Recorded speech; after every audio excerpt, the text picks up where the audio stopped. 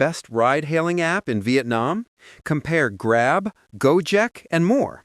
If you're landing in Vietnam and just want rides that work, here's the fast truth. Grab is the default for most travelers. Huge driver pool in Hanoi, Ho Chi Minh City, Da Nang, and beyond. Clear ETAs, smooth UX, cash or card, and consistent pricing.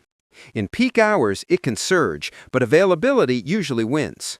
Gojek shines for budget grab bike-style hops in dense cores. Think District 1 to 3 in HCMC or Old Quarter in Hanoi. It's cheap and quick when drivers are nearby, but outside hotspots, I've seen longer waits and occasional no-shows. B is the underrated backup. Coverage is broader than people expect, cars are often competitively priced off-peak, and cash is seamless. If Grab surges, check B before committing. Want cleaner cars and pro drivers? Try Xanh SM, all-electric taxis. Fares can be a touch higher, but service and vehicle quality are excellent. My pick? Install all four. Day-to-day, Grab wins for reliability, Gojek for the cheapest bikes, B for price checks, and Xanh SM for comfort.